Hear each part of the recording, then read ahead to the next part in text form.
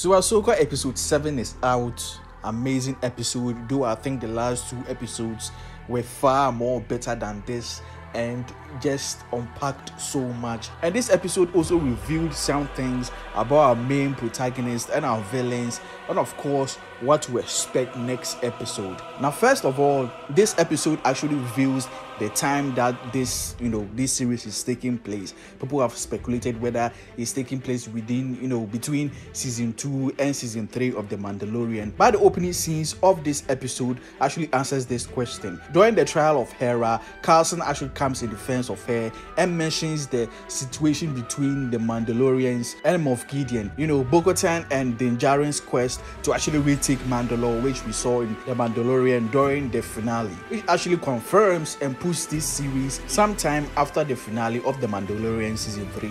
During the trial of Hera, we also see a cameo from C-3PO, bringing a message from Leia Organa, which helped out Hera's case. Another cameo that people did not see coming was Hayden Christensen returning again as Anakin Skywalker, which he did in episode 5, helping Ahsoka train and actually survive. And here he is again, this time as a hologram, or should I say holovid, helping her train. And this is a callback to Tales of the Jedi, which Anakin used a similar method to train her. And this scene also shows that this is the first time that Ahsoka is actually using the lightsabers the way that Anakin taught her. Now, this information is actually new to Huyang, like 20 holovids from Anakin seeing Ahsoka like this. This actually shows how Ahsoka has overcome her trauma of Anakin after that experience that she had in the World Between Worlds in episode 5. Now, one big thing that this show did in this episode was actually reveal or actually showed that Sabine is indeed Force sensitive. That is when Ahsoka reached out to her using the Force to pinpoint her location. A similar thing happened with Luke Skywalker and Leia in Empire Strikes Back.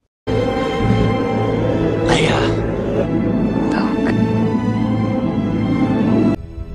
Sabine. Ahsoka. And yeah, they've been teasing it throughout then since the show started. And of course, we all knew that she was going to get it at some point. And now we know she has it in her, which in my opinion has to do with her also reuniting with Ezra and breaking that chain that she tied herself with within. Another moment in this episode was Grand Admiral Thrawn learning of Ahsoka's background. Of course, he requested that information in the last episode. But now he's found out that she's Anakin's Padawan. Anakin, who he's fought alongside with in the Clone Wars and has also worked with Vader before. One of the few people who actually knew that Anakin is Darth Vader. So the look on his face when he finds that information is very, very real, because he knows how powerful Darth Vader is. And if Anakin is Darth Vader and he trained Ahsoka, he believes how capable she is. And that's why he was not surprised with that battle where Ahsoka, Ezra and Sabine won against the stormtroopers. He actually calculated that possibility. He was even impressed. And one big moment, or should I say reveal, or how should I even put it, is Ezra refusing to take his lightsaber back. And of course, you know what scene that reminds us of.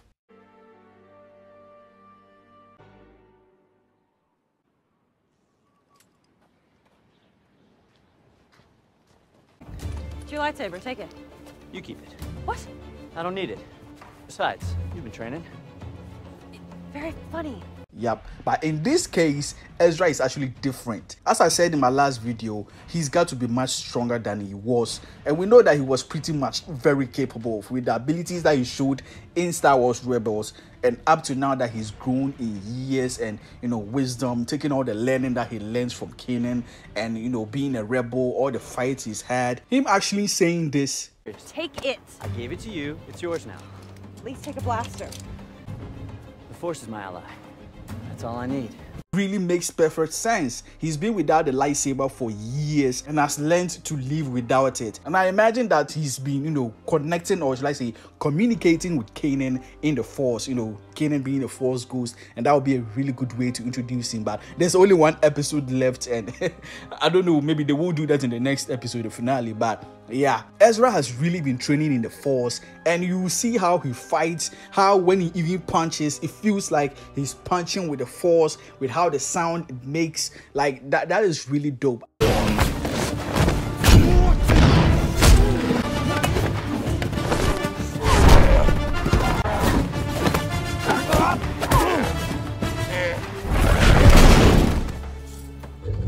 In the past, we've heard different Jedi use that term. I'm one with the Force is in me.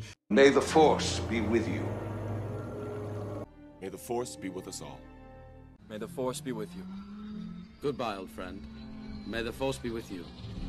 You, Ezra Bridger. It's with me. I'm one with the Force. The Force is with me. I'm one with the Force. May the Force be with you. And remember, the Force will be with you. Always. Like, what does that mean, to be truly one with the Force? I think that's what Ezra has achieved, at least to some degree, as he doesn't need a lightsaber. He may use it at some point, but he doesn't need it. It is just a tool, a weapon. He himself is the true weapon. Well, at least that's what I think.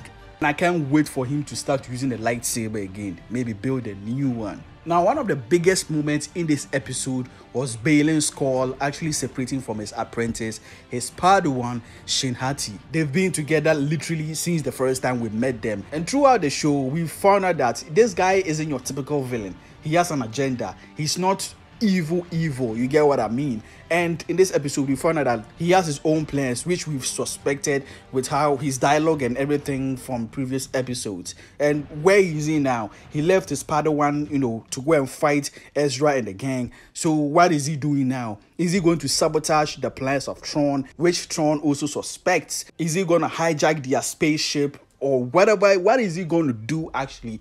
As he even commented in the last episode of a higher power that Thrawn and his soldiers or all these people on this planet are afraid of. And we are all wondering the same thing. What is he doing at this moment? But one thing we know, that whatever he's doing is not for Ezra and the rest or for Thrawn. Is for himself and for what he thinks is better for the universe, his galaxy. And of course, Shin-Hati is left to herself. She lost the fight, and one thing that surprised us audience was how Ahsoka tried to recruit her, tried to help her, which means that she sees good in her. I mean, we've known from the beginning how she's always conflicted, how she's asking questions, having doubts. I mean, she got trained by Balin out in the wild, a broken Jedi, and that's all she knows. She's been molded by him, and maybe in the finale she will help out Ezra and the team when in need. And speaking of Ezra and the team, Ezra and Ahsoka got reunited in this episode. If you've watched Rebels, that is season 4, you know how Ezra actually rescued Ahsoka when he was in the world between worlds,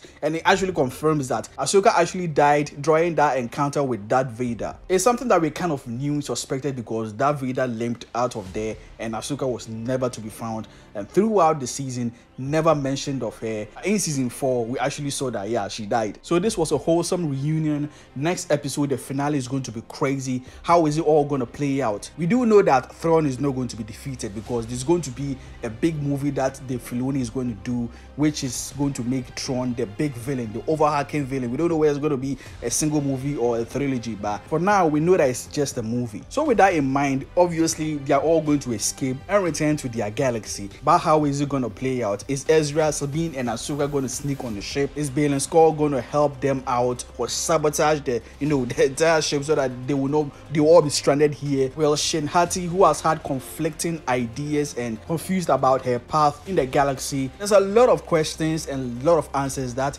I think next episode is going to try and answer, and hopefully it ends on a good note, as short as it may be. Anyways, do let me know in the comments below what you thought of this episode, and what do you think of all the things that were revealed, all these moments, and what do you think of the finale of this series, and what the hell is going to happen at the end. If you enjoyed the video, please leave a like, it helps the channel out. Subscribe and turn on that post notification bell as well, not to miss any new video. As always, Nerdy Sage here. See you guys in the next one.